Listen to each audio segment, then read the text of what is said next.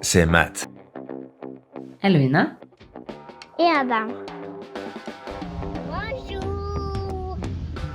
Ensemble, nous sommes le Logbook Clan. On a décidé de changer de vie, parcourir le globe et visiter son petit monde.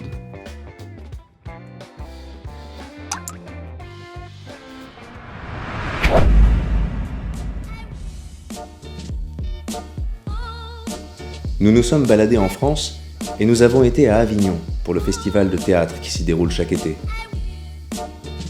Et après quelques jours passés sur place, dans l'effervescence la plus totale, on a décidé d'aller faire un tour un peu plus au sud, sur la Côte d'Azur. Et on s'est arrêté à Biot, à 2 pas d'Antibes, un endroit vraiment hors du commun qui fourmille d'artistes et d'artisans en tout genre. Nous avons eu la chance d'y rencontrer un souffleur de verre formidable, Nicolas Lati, verrier bourré de talent et passionné jusqu'au bout des ongles. Il a pris le temps de nous parler de son métier, ou devrais-je dire de son art, et sincèrement, ça vaut le détour.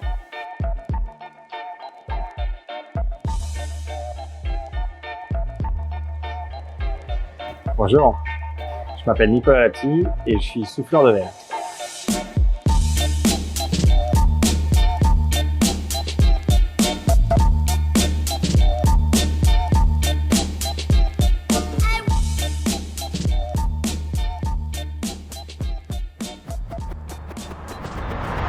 Notre grande spécificité, en fait, voilà, je fais le grand maître mot, le verre soufflé, c'est qu'on cueille du verre à 1200 degrés. C'est notre truc. Tu peux comparer avec plein de métiers. Il y a peu de gens qui attaquent la matière en fusion, en fait. Généralement, que ce soit le bronze, que ce soit la céramique, etc., ils travaillent la matière froide et ils la recuisent.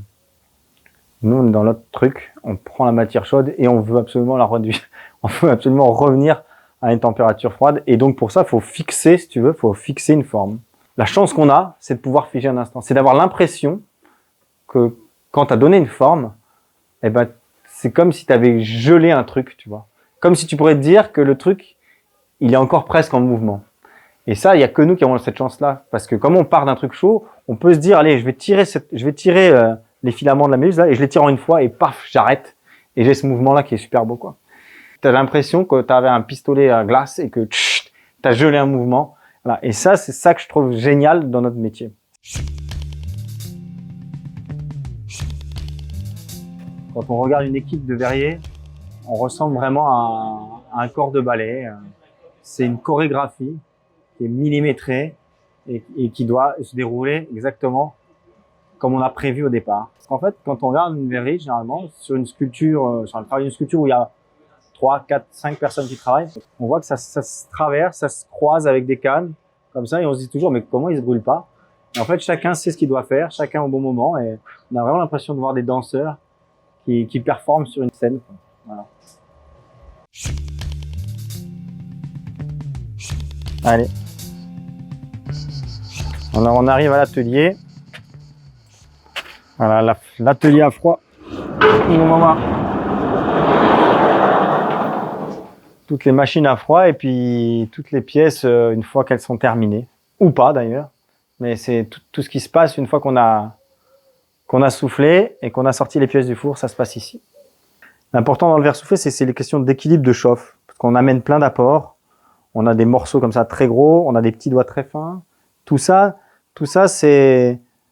ça réagit pas pareil à la chaleur et il faut absolument toujours maîtriser cet équilibre. Donc on a ce four pour réchauffer la matière complète et après on a nos chalumeaux, nos pistolets à air comprimé pour dire bah allez hop, je remets un coup de chauffe là c'est très chaud, je vais mettre un peu de froid et on rééquilibre tout le temps comme ça pour toujours avoir un verre à la bonne température et éviter les tensions, éviter de recréer des tensions dans le verre, quoi.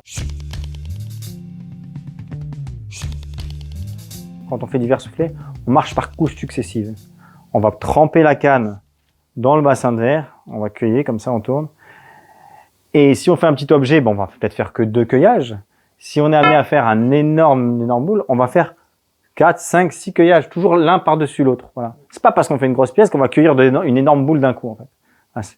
C'est pour ça qu'on parle de décor intercalaire. Parce que les poudres, les colorants, on va l'intégrer, ça, entre 2 couches. C'est pour ça qu'on dit décor intercalaire, parce que c'est entre 2 couches. Donc je souffle une bulle, puis quand je reprends du verre, ben, je vais rouler dans la poudre, et comme je suis chaud, ça va adhérer. et puis je vais reprendre du verre par-dessus. Et donc quand on regarde une pièce en verre dans la tranche, en fait, on voit le premier cueillage, après on voit le noir ici, après je reprends du verre, après j'ai ma tache blanche, après je reprends du verre, voilà, on a toutes les composantes c'est un peu comme si tu étais archéologue et que tu faisais un forage dans la terre et que tu regardais les strates.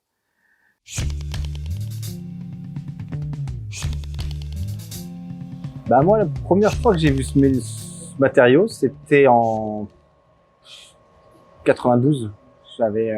J'étais pas si jeune que ça, hein, j'avais 16 ans.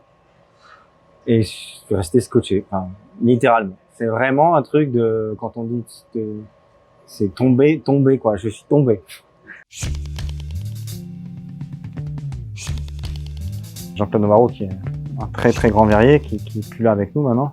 Il a toujours travaillé. Et en fait, il me disait toujours, je dis, mais comment tu peux toujours avoir la motive comment tu fais, quoi?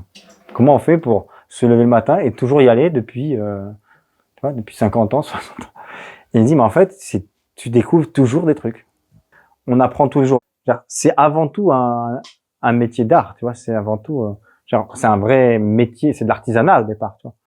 Je revendique ça aussi, moi. C'est-à-dire, je revendique aussi que c'est un vrai métier où on met les mains dedans, tu vois.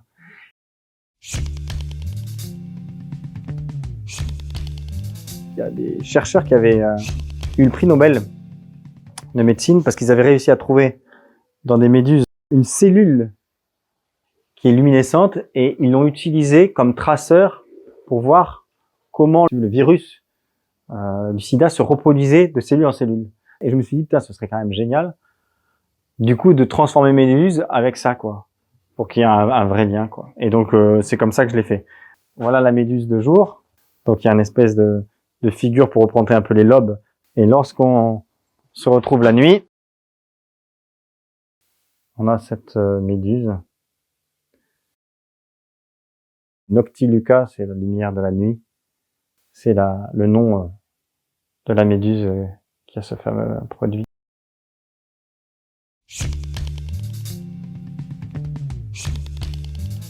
Alors la certitude que j'ai, c'est que je déteste, enfin, ce que je suis sûr, c'est quand je présente une pièce, je suis sûr d'avoir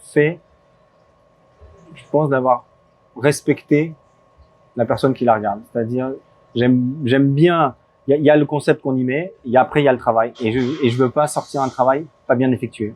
Après on n'aime pas. Donc je suis sûr que quand je présente une pièce en exposition, c'est que j'ai vraiment donné le mieux que ce que je pouvais. C'est le résultat qui compte, et pour y parvenir, il faut trouver la bonne méthode. Parfois il y a plusieurs méthodes, donc parfois il y a plusieurs essais à faire, quoi. C'est infini la façon d'attaquer une pièce, dans un sens, dans l'autre. Donc faut faire des essais, faut tester des couleurs, faut tester des effets, faut tester des matières. La chance qu'on a, c'est que le verre, ça se marie, enfin franchement, avec pratiquement tous les matériaux. Moi, je l'ai travaillé avec du bois, je l'ai travaillé avec du silicone, je travaille avec du marbre, je travaille avec le métal. En fait, c'est un caméléon, quoi.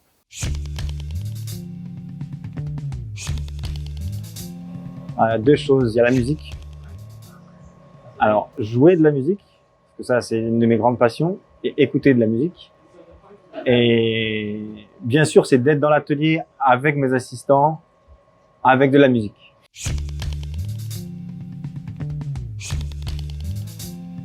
Je pense que je poserai une question à Charlie Parker. Et je lui poserai la question de savoir d'où c'est sorti, cette révolution de la musique qu'il a pu faire saxo, quoi, avec de son bebop qu'il a eu, quoi.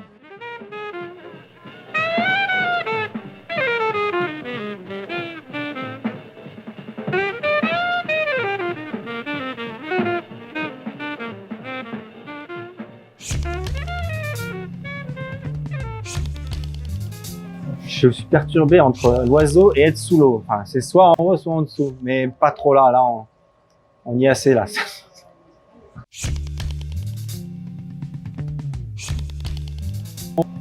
Ranger les choses. Et chercher ma voiture quand je sors des courses. Quand rechercher ma voiture, je me gare et je ne sais pas où est ma voiture quand j'ai fini de faire ce que j'ai à faire. Voilà deux choses qui m'emmerdent profondément.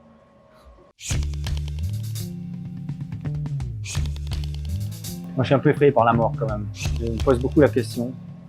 Pas la mort en soi, mais l'absence d'après. Alors mon frère qui est très cartésien me dit oui, mais après t'es mort, tu ne sais pas. J'ai dit oui, mais après, donc il se passe rien pour toujours, tu vois. C'est cette espèce de vide, quoi. Réussir, c'est s'accomplir. Réussir, c'est d'être à peu près heureux et d'être à peu près en harmonie avec soi-même, ce qui est déjà pas évident.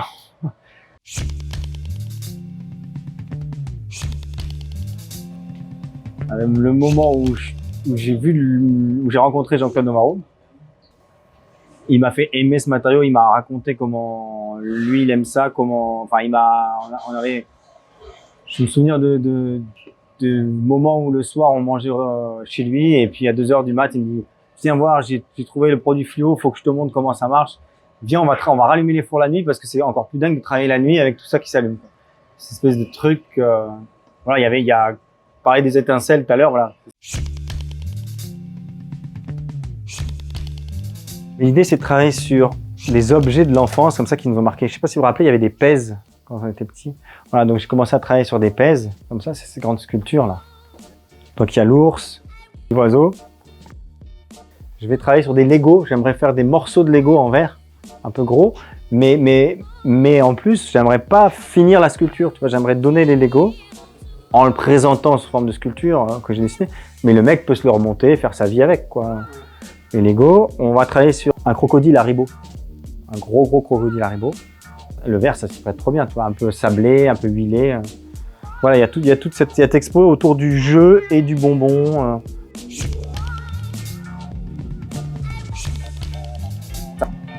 De ne pas regarder les voisins, de faire son chemin et d'être heureux. C'est simple.